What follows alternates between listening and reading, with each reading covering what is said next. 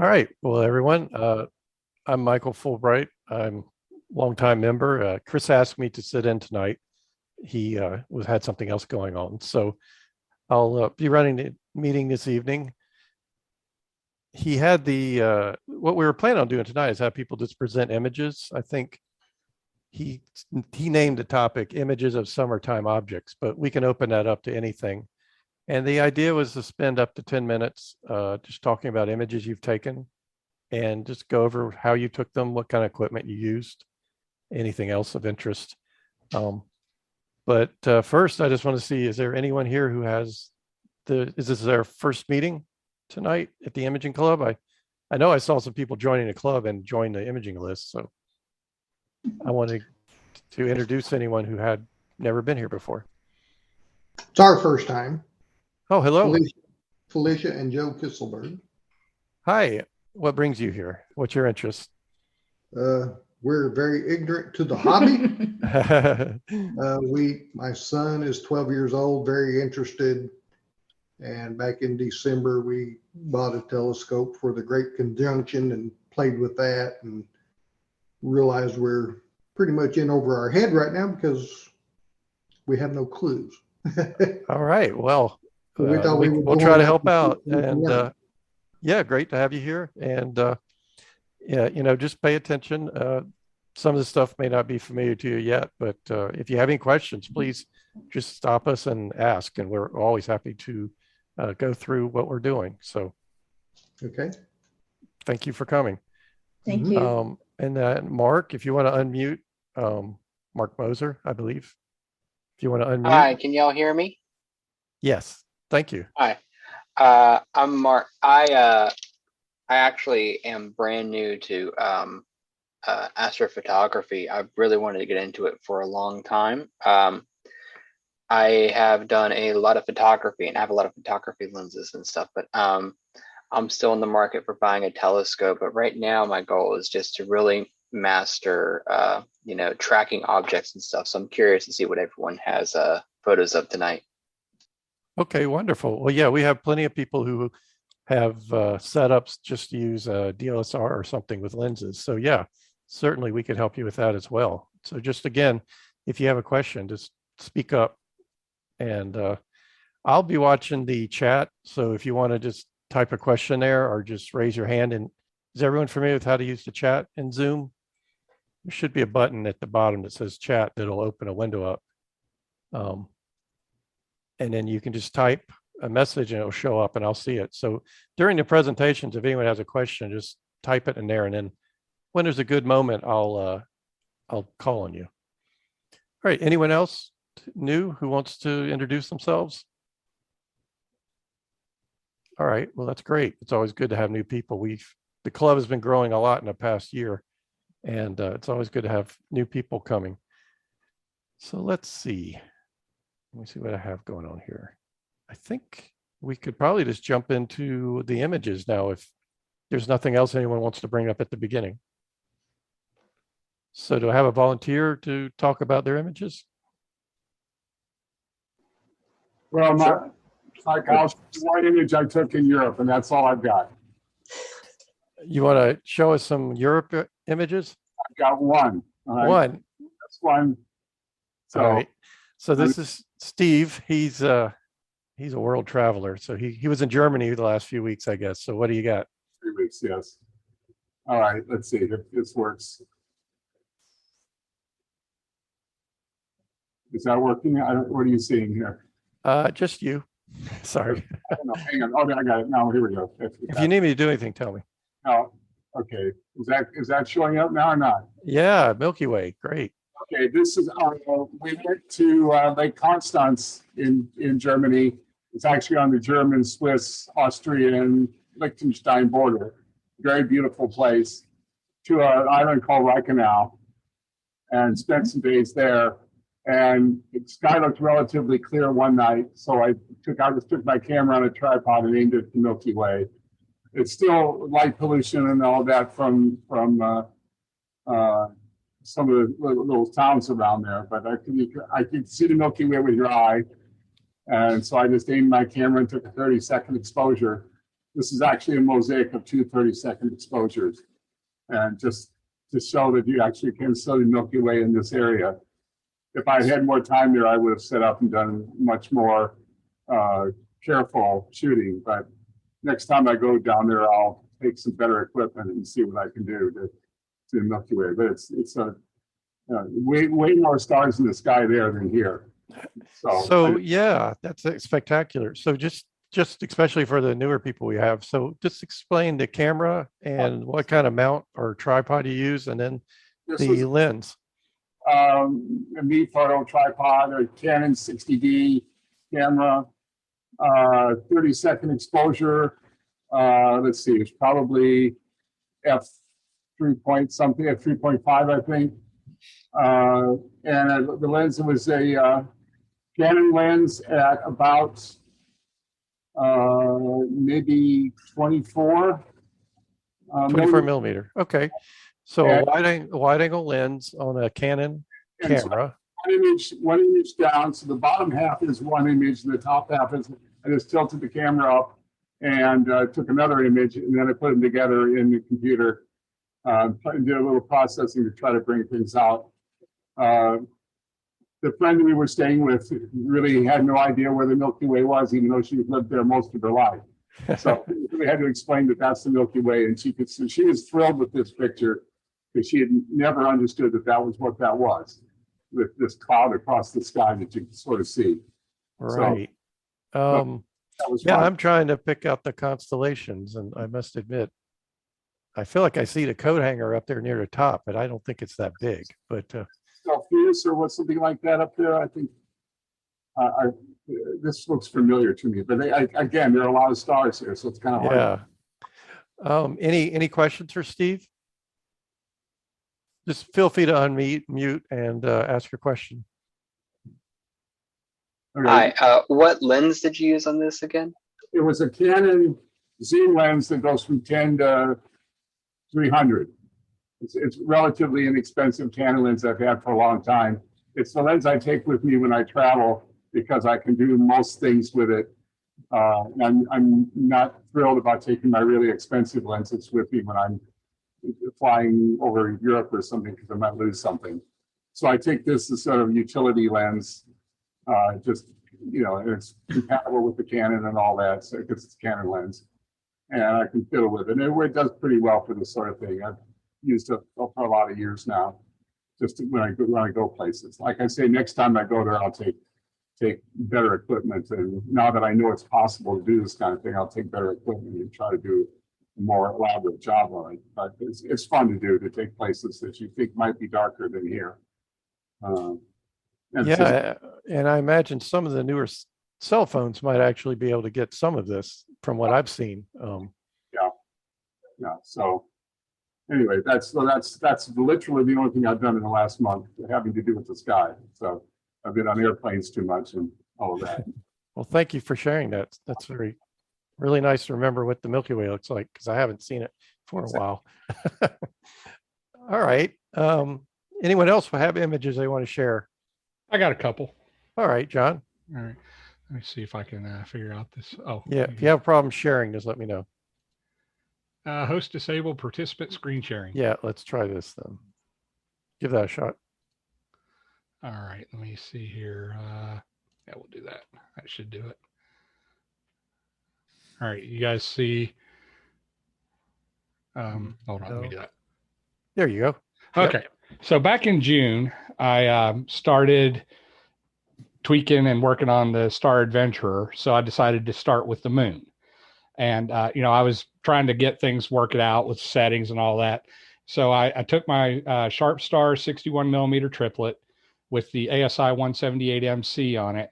And this was the first attempt, you know, first night I definitely blew out the exposure here, but I was, you know, I took 3,000 frames of video and stacked, you know, the top, I don't know, I think I was 30% of them, and came up with this, you know, image. Well, you know, we had several nights clear in a row, so I went ahead and did a sequence. And I did, you know, I did the next one. I adjusted the settings a little bit, And you can see, I mean, I still had some other problems. I'm still dialing things in, but you can see how this one's a lot clearer, a lot less overexposed and all that good stuff. And then I, continued. I did the next one, and same thing. I did 3,000 exposures in the video and stacked 30% for each of these. And, and it's starting to look like I'm getting things dialed in, because it had been in like a year since I'd done anything. And then I did, when it was almost full, I did that one. And then I caught this last one at like 99.6% illuminated. And then I thought, well, I've got enough here to do an animation. So what I did is I oriented them and did some stuff. And then I did this with them and came up with this little animation that, it's one of those things I've wanted to do. I want to do the full cycle at some point. But I thought it came out pretty neat. And if I go out to Arizona or something for a month, and get it at the same time every night, I probably won't have to rotate things as much and all that, but I could probably get a full cycle of the from new moon all the way back around.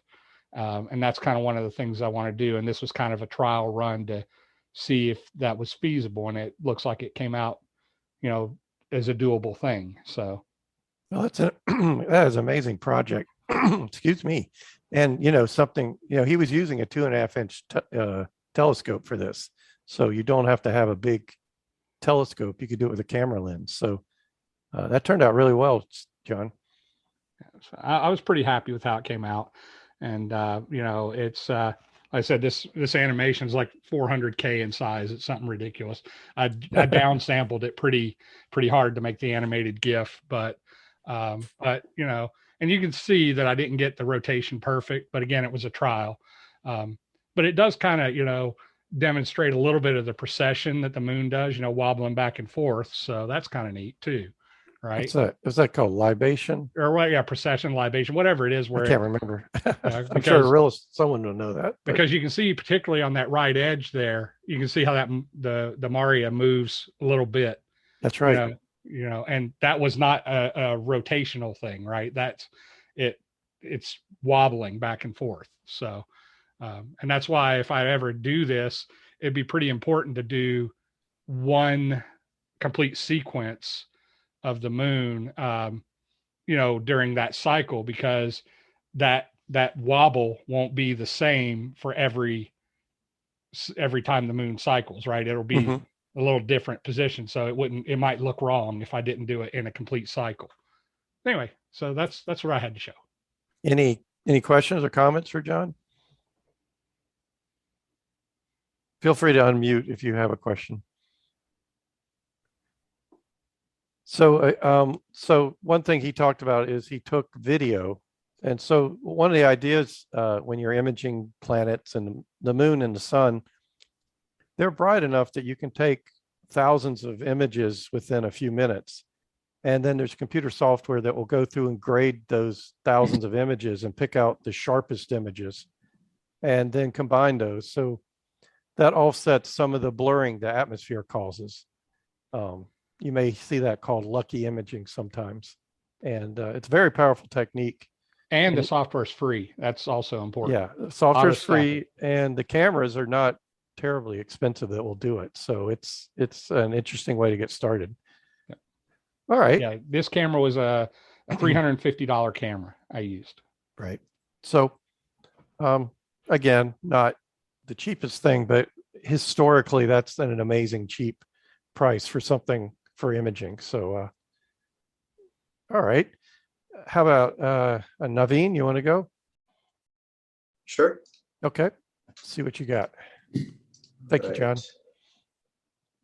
My screen should be up. All right, so I got a bunch of pictures, so I'll go through them kind of fast. But the first two. Take your time. Take your time. Yeah. All right.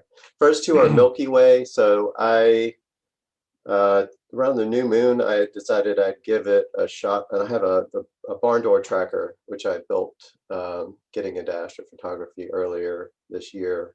Spent way more time on it than I probably should have, but it was a good, fun project. And I haven't used it for a while, so I thought, I'll bring it out again, fire it up. It still works. So I set it in the side yard and took old Pixel 2 phone that I've had for a long time, put Deep Sky camera app on it, and started taking pictures. I didn't realize until I'd gotten everything set up that that camera can't take more longer than a 4-second exposure. So this is a stack of, I think it was 17.5 minutes before I got, tired of it and wanted to see what I'd gotten. So 17.5 minutes of 4-second exposures from my side yard, Bortle 6. So there's no way I can see this with my, the naked eye. It's not possible, but it was pretty cool to see. So I think it was the next night, I decided to put I have my wife's Canon EOS SL2 and a kit lens. So zoom, I think it's from 18 millimeters to 35 millimeters. So I put it on the barn door. Got a little bit over an hour, and then had to, well, both of these I heavily cropped. I mean, there's trees and houses and cars driving by. It's a mess if you look at. So these are heavily cropped, but again, kind of cool to see what you could do. Like in the bottom here, I think that's Lagoon and Triffid over here or something. That's right. And I had taken a image of Lagoon and Triffid like a month or so earlier. So You got M17 in the very center, I believe. Is that right? And then M16 off to the right. Okay. So those are a few. I don't think you went far enough north to get M11, but that's a good image. Excuse me. So that was fun. So give context. So Lagoon down here, the next image. It's hard to image from my house, so I set this up on the side yard, the other side of the house. It was about a month ago, over 3 nights. So I got very little data each night. This is an hour and 15 minutes total. RGB. So this one I'm shooting with an ASI 533 MC Pro Bader UV IR cut filter with the William Optics Star 73, which is a f/5.9 on a Skywatcher EQ6R Pro mount. So didn't get much time on this because of houses and stuff in the way, and I was also going after Iris Nebula. What capture software did you use for that? I use Nina. Okay. For capturing all my sequence stuff, Right. and then processed with PixInsight. So all the stuff I showed tonight is PixInsight. Okay. This one was fun. I thought it turned out really well for such a small amount of data, but it's a messier object. They're pretty bright. I started getting into color masks and range selection, and trying to pull up just like the outer fringes, and it was fun to mess around with. This is actually so I did this like within I think 30 minutes of starting work for the day, and like I have gone back to mess with it, and like I did it really fast. I've gone back to mess with the data again, and I can't come up with anything I like better than this. So I'm like, okay, that's what it is. That's very nice. You did a good job in that short period. Thanks. And then the one I was trying to capture, and why I didn't spend much time on this, was the Iris Nebula, which I've shown before, but I've recently reprocessed it. I've been trying to process Seahorse Nebula, which is another dark nebula, and it's hard. But I wrote some script in PixInsight to try and bring out the dust and get some better contrast, and was practicing with Iris, and I turned out I really liked it. So this is 19.5 hours of RGB on Iris Nebula with the same camera and telescope setup I mentioned for Lagoon.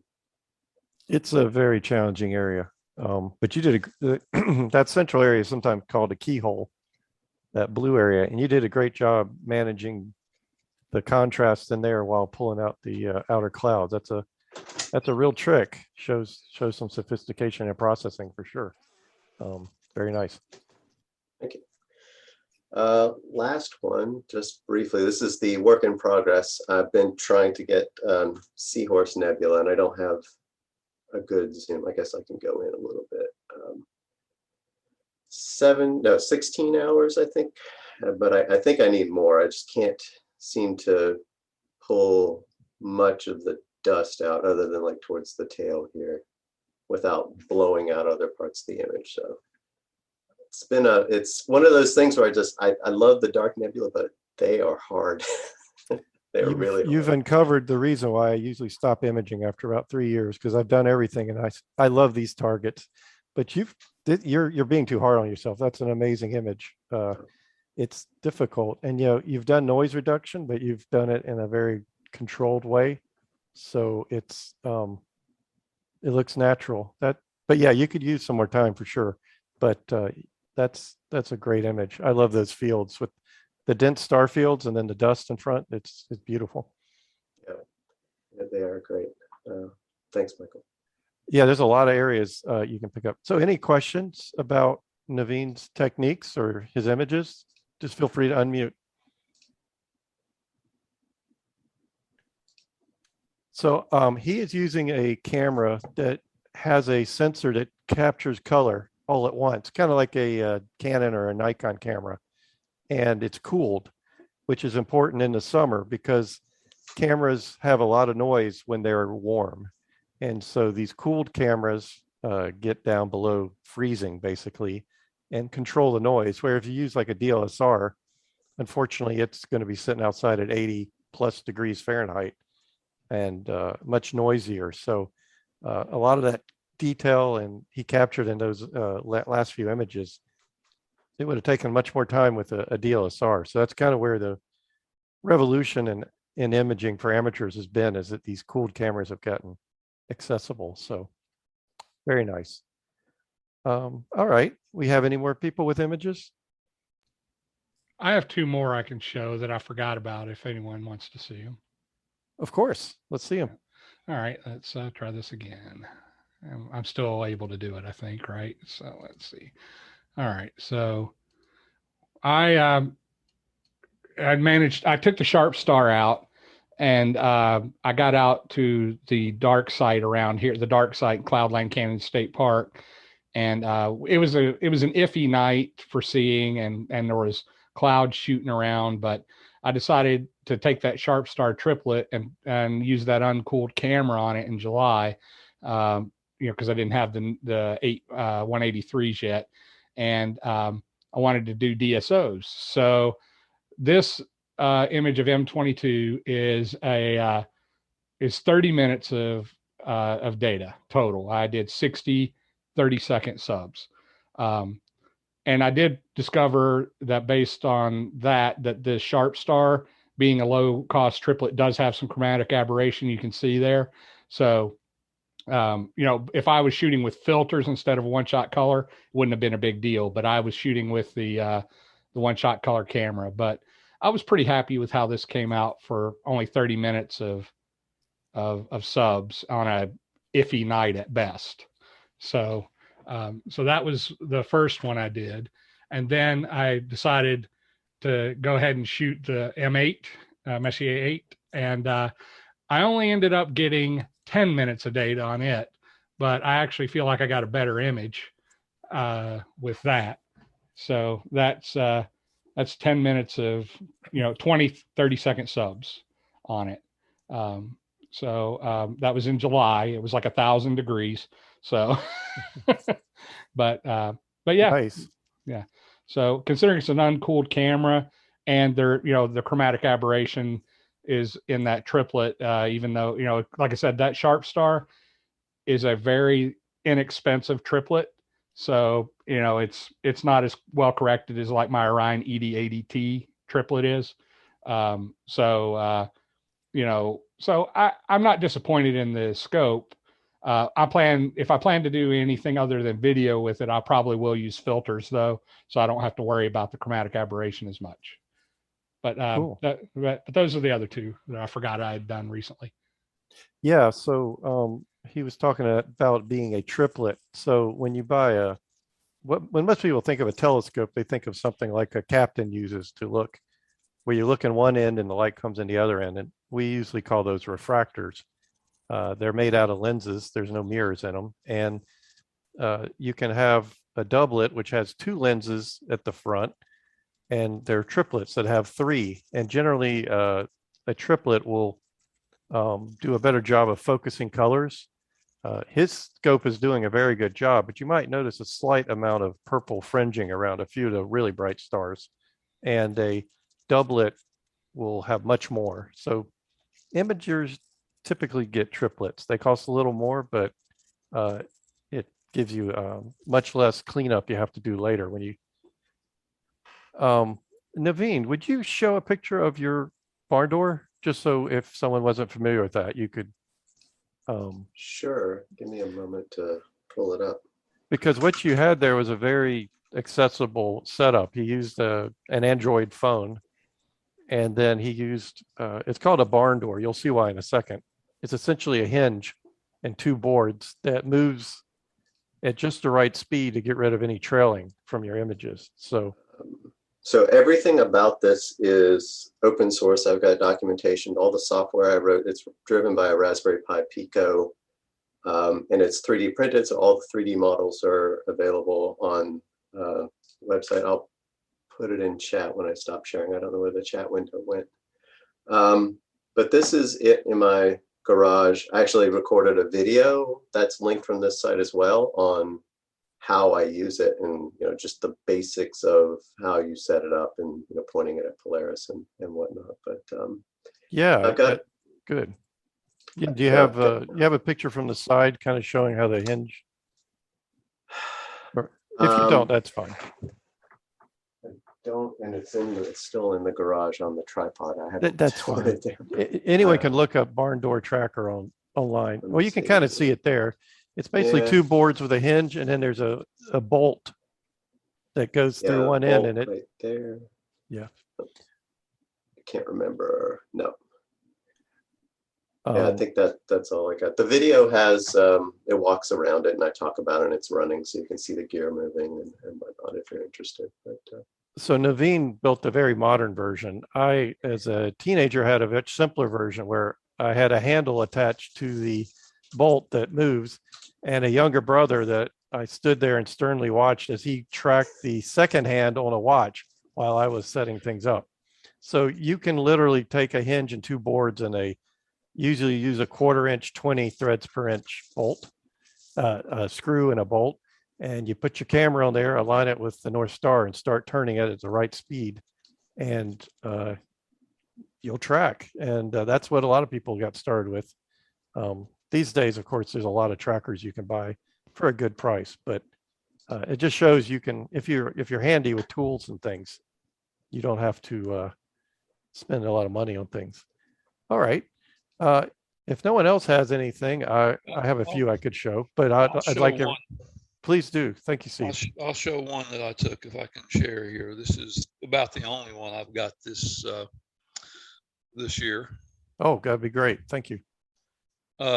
This is a quick shot of M20 that I did back in July. It's only 33 minutes. It's 11 3-minute subs off of a Canon T3i that has been astro modified for H alpha. That means one of the filters in it has been removed, so it's more sensitive to red light than most of the DSLRs. It was taken through my 8-inch f6 Newtonian sitting on my Atlas EQG. No darks, no calibration frames with this. This came out of a very frustrating night with the software, and I was fighting almost everything in the world, so I just sort of gave up and didn't think I would get anything out of the picture at all. But I went ahead and stacked it. I think I used AstroPixel processor to stack this one, and then further processing in PixInsight and in Affinity Photo, and I was quite surprised at what came out of it, particularly with no calibration frames on it. So this was just a quick and dirty. This was taken from probably a bortle 4 sky out near Kinley. My wife's has family who has a farm there. They are gracious enough when I get a good night, they'll let me go out and sleep in their backyard or their potato field or whatever else they've got going. So, but that's where this one came from. Well, that's turned out really well considering the way you described the evening. I've had those evenings where nothing was working, but usually if you persevere, you can pull something out, and you certainly did this time. That's great. Any questions for Steve or comments? All right. Well, thank you, Steve. Michael, I can show a couple if you like. Of course. Thank you, Mark. All right. I haven't done this before, so bear with me with the share screen button. Yeah, that should be all you need. And then just pick the window you want. Or you can pick the whole desktop and then pick the window afterwards. Okay. Let's see if I can. Is this being blocked by the people in the picture? No, I think we can see the entire frame. Okay. All these were taken in my front yard in Cary. And so this first one, you know, for summer, I went through and looked for summer objects I had in my website. And this one right here was one that I took like 5 years ago in June. And it was taken in my front yard. This is M11, the open cluster in Scutum. And this was taken with my homemade 8-inch f6 Newtonian telescope. And it's pretty short. It was only 18 by 30-second pictures with an old unmodified Canon T3i. And the trick about shooting open clusters, which is what this is trying not to let the stars get overexposed. And so you still get some star colors in the middle of the cluster. But anyway, this was back before I did PixInsight and all that kind of stuff. So I use good old backyard EOS to capture, and I use some software called Images Plus to process it. And it was riding on my old Les Mandy G11 mount, which I no longer have. Well, that turned out great. M11 is one of my favorites. I saw it at MEDOC in a 24-inch scope once, and it was amazing. I've always liked open clusters, but yeah, you captured star colors extremely well there. And just a good balance. And as you said, you didn't burn out the bright stars. That's a real trick. So good job. It really is hard not to do that. You would think something with such bright things in it are easy to process, but they can be more challenging than like M8, for example, which is a little easier, I think, than to capture all the star colors like you did and preserve them. Thanks. So anyway, this was with the old 8-inch f6. I'm going to be selling that thing if anybody's interested in a good 8-inch Newtonian. All right, moving on to the next one. This is sort of similar to what John showed a little while ago. This is M22, but I took this one from my front yard, and I've only got a window. You know, when things are due south, I've only got a window about 30, 40 minutes to shoot any object I got in there. And so the picture that I had of M22 was not a good one. And so I wanted to redo it. So this was taken with my Genesis 4-inch refractor, and I popped in an astronomical CLS filter, city light suppression filter. And I was just kind of blown away by the number of stars that appeared in the picture. And there are a couple of little interesting things I saw in it after looking at it for a while. Does my pointer show? Yes. There's a little globular cluster right there that showed up that I'd never seen or heard anybody talk about before, which I thought was kind of cool.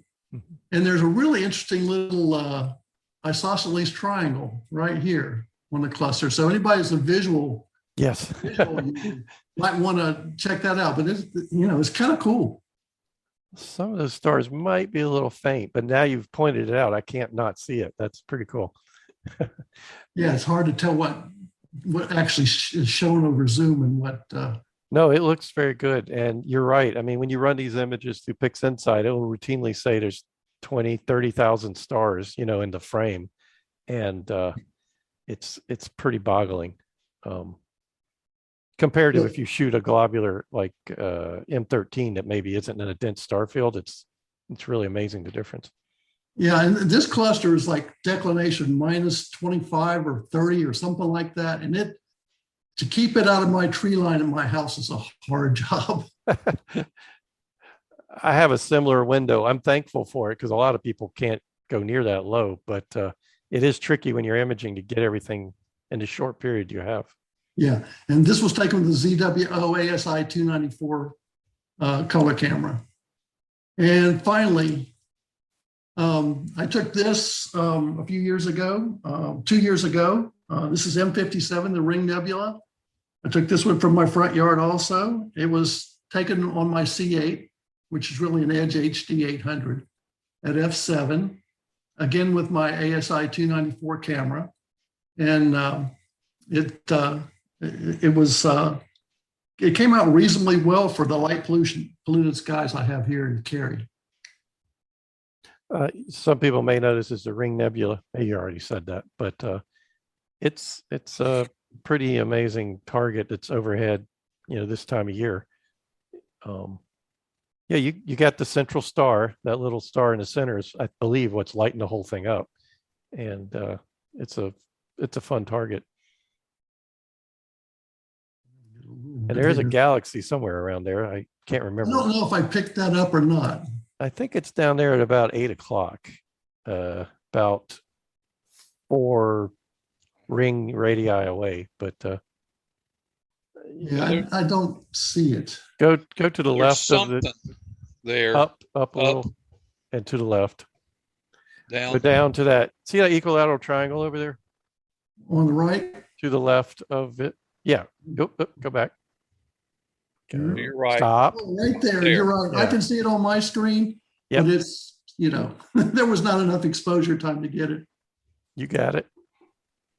Nice. Okay, I'm done. Thank you. Those were great.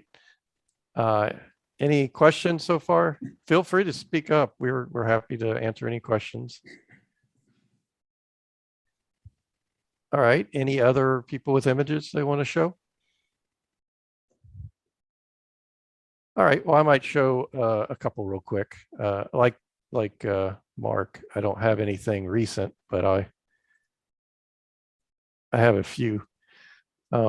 So yeah, earlier I was talking about I have a gallery where I set up all my images by month that I've taken over the last 18 years. And yeah, you can see July, I haven't actually taken many compared to some months, but let's see. Some of the things that I really love are what Naveen was talking about, which are these kind of dark nebulae, which are just clouds of cold molecular gas in front of stars. This one is Barnard 72, but a lot of people call it the Snake Nebula. Here's I believe this is the head. It kind of snakes along. So I really enjoy these targets. They're not too hard to do, even in light pollution. I think I took that with an 8-inch telescope, similar to what Mark has.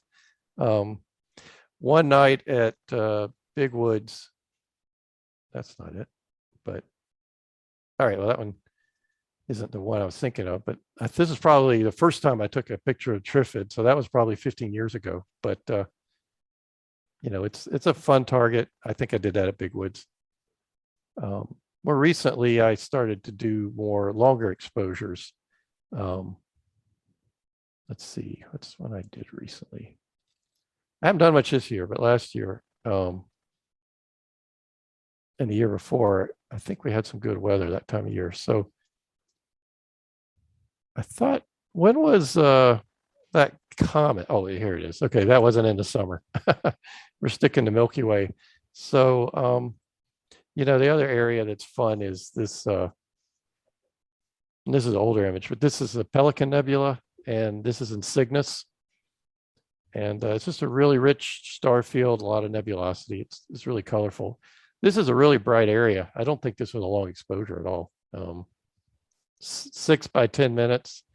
This was, this was 11 years ago, almost to the day.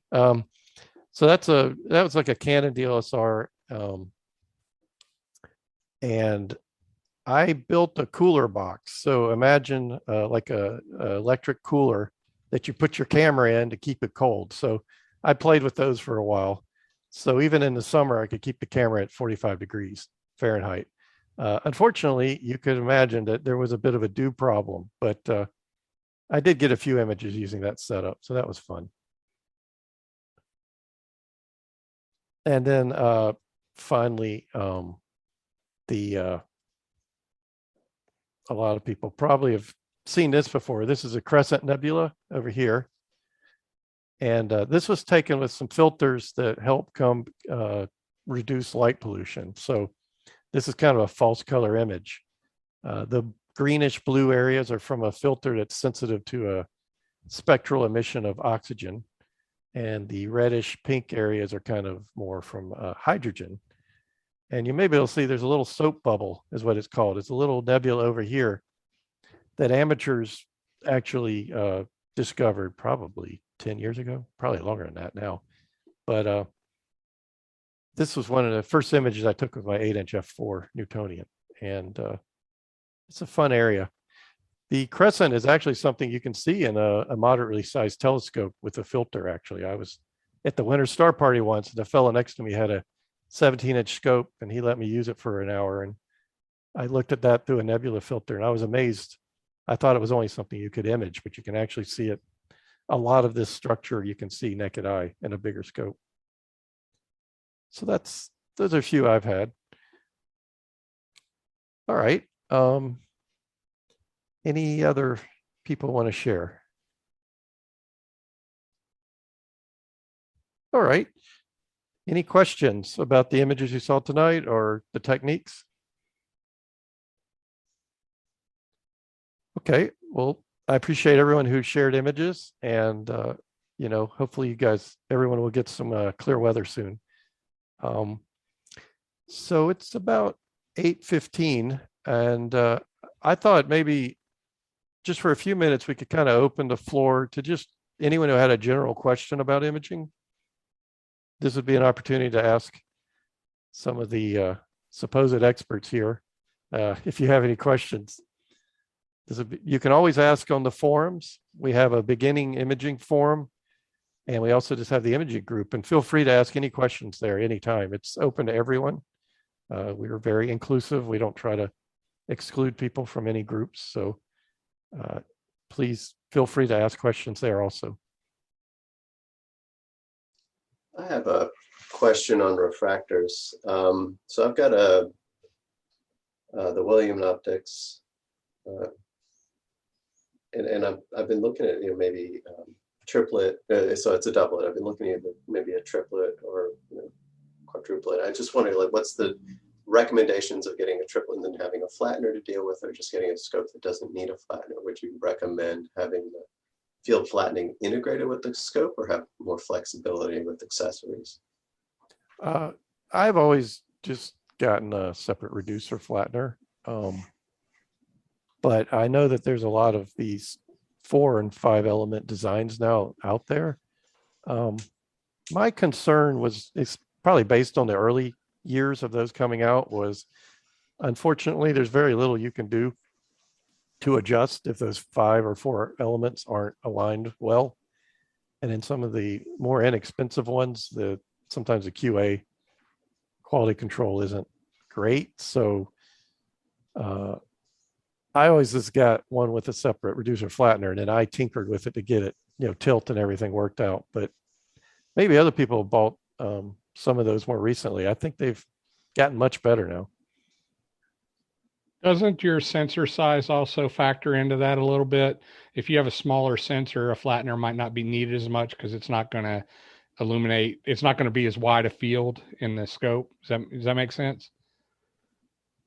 Well, yeah, I think even with like a 80 millimeter f6 triplet, most of the sensors today are big enough. You're going to see problems. In the older days, the sensors were much smaller, and there's a sweet spot you could use. But yeah, the 80 millimeter f6 is a real. What focal length are you looking for?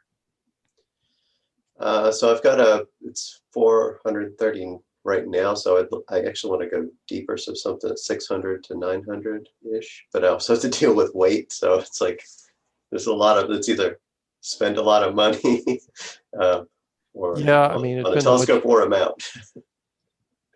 you know, it's something in the 100 to 110. And usually those are F7. You can get a reducer, get it down to F5.5 or something, be about 500, 600 millimeters. Probably would ride okay on your scope, on your mount, I'm sorry.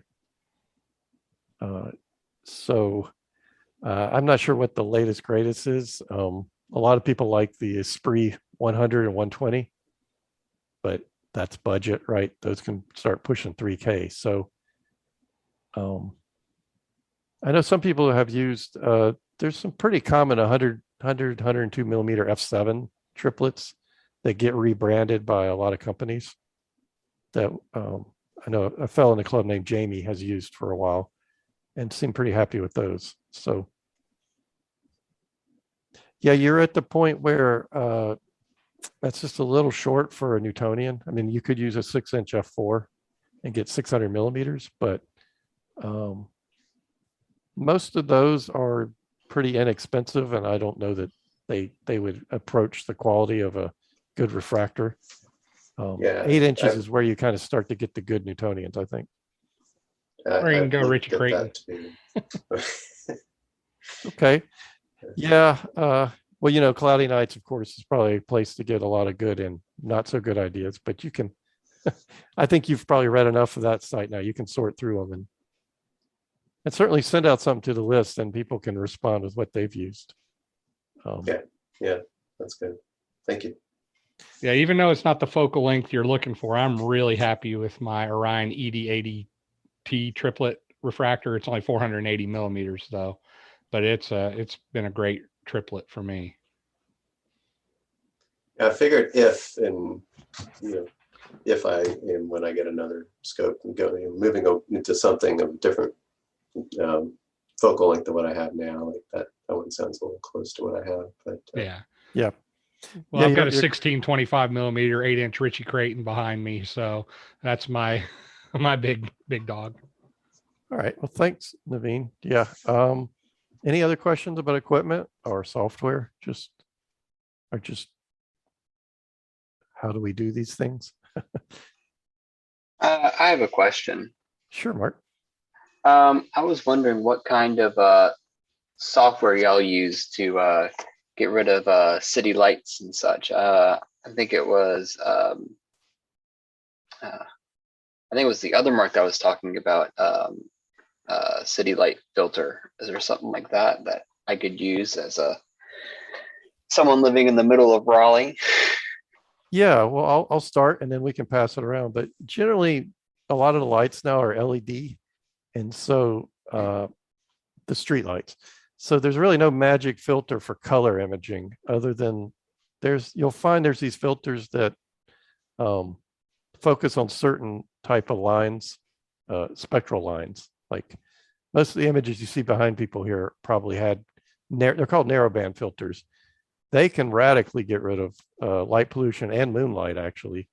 And so you may want to read about the narrowband filters, but software wise, PixInsight and astropixel processor. Yeah. Those are sort of the bigger packages people use, and they have routines that let you, it doesn't reduce the noise caused by the light pollution, but you'll get a gradient where usually one side of the image is brighter than the other because of the light pollution. It'll subtract that out. And so you can do a pretty good job of removing that. But you can do a lot in software, but unfortunately some things you just need a dark site for. But with the narrowband filters, you can shoot from anywhere. Anyone else want to? I was going to say, my comment would be, that's why we all like going to Starleton River, to get rid of all that, right? That's why it's such an attractive and fun place. And often Mike is there and you can get plenty of help if you run into problems. I know, Mike, last time you would wander around and help us all. Well, yeah, once you get automation set up, you don't have much to do except Yeah. visit people. So But there are filters, Michael alluded to, that are narrow band type filters, but they're specifically for color cameras. I have two of those filters. One of them is the ZWO duo band filter. It's a narrow band filter, but it's got a fairly wide band pass in some of the spectrums. I think it's 18 millimeters on the red, and then it's 35 millimeters for green and blue. So 35 nanometers, I'm sorry. But I also have the ridiculously expensive one that has 4 and 5 nanometer band pass for red, green, and blue. So it can do a really good job at eliminating noise. You do have to take longer exposures, so your tracking and guiding has to be good. But that can overcome a lot of those noise, light pollution problems. So I posted a link to the filter John's talking about. I'm not endorsing that particular one, but it'll give you a starting point if you wanted to read about one of these filters. If anyone hasn't looked before, there's a lot of sites online for astronomy, but there's one site called Cloudy Nights, spelled out like it sounds, cloudynights.com. And it's probably the most popular online chat forum type of website in North America, at least. And if you look, they've split all the groups out into different topics like imaging or visual astronomy, equipment. You can kind of just get lost in there and start reading and learn a lot from other people there. So I would, if you have some time, I would recommend just reading through those forums. And like anything online, don't believe everything you read, obviously, but there's some really good people there to help out. So that's another good resource if you haven't looked at it.